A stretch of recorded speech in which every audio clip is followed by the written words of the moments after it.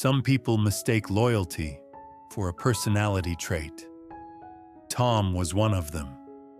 His name was Tom, 38 years old, senior operations analyst at a mid-sized tech company.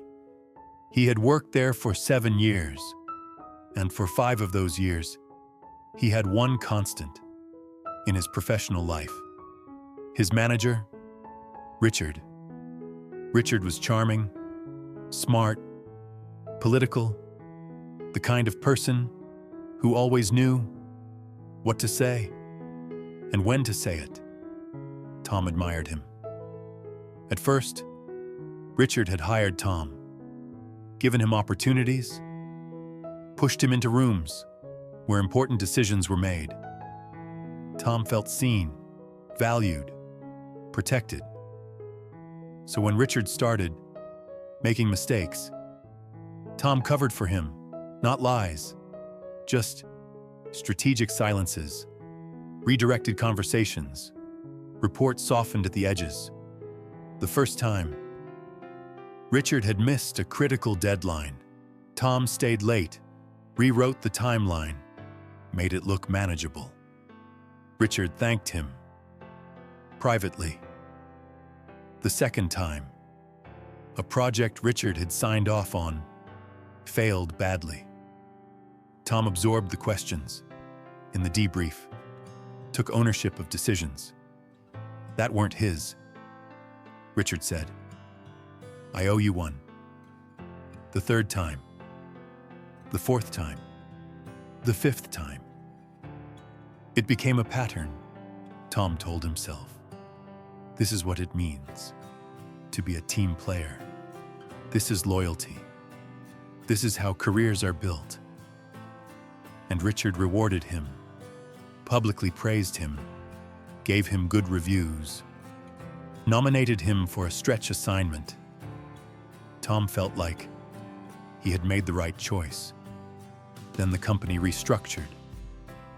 A new VP came in, asked questions, hard ones, about the past 3 years, about the failed projects, about the missed timelines. Tom sat in that meeting and waited. He waited for Richard to speak. Richard spoke. He said, "There were some execution issues at the team level that I flagged at the time, but weren't addressed." Tom looked at Richard. Richard didn't look back. The VP turned to Tom.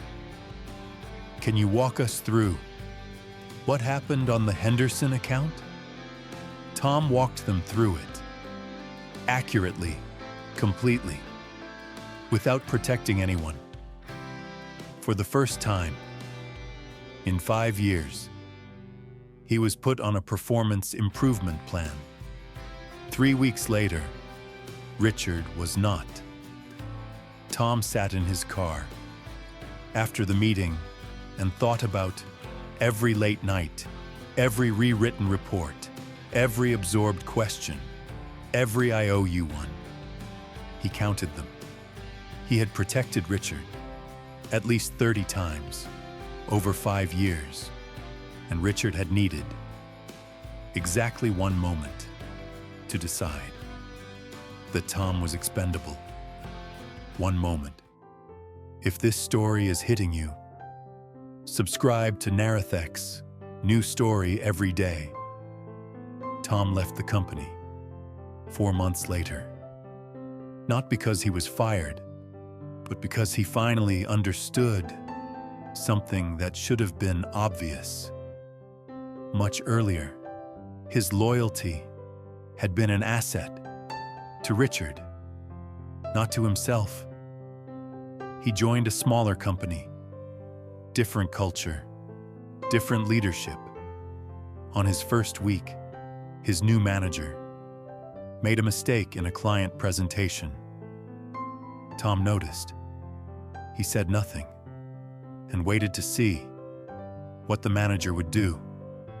The manager stood up in the room and said, "That was my error. I take responsibility. We'll fix it. Tom sat back and thought, oh, this is what it actually looks like. 2 years later, Tom was promoted, not because he had covered for someone, but because he had done his own work and let it speak for itself. He still believes in loyalty, but a different kind. Not the kind that asks you to carry someone else's weight while they watch. The kind that is mutual, visible, and never one-sided. So let me ask you something. Is there someone at work right now who you have protected more than they have protected you? Someone who has watched you take the heat while they stepped back? Because loyalty without reciprocity is not loyalty. It's just availability. And you deserve more than to be someone else's safety net. This is Narrathex, where the story is the code, the lesson is the key. Subscribe and never miss another story.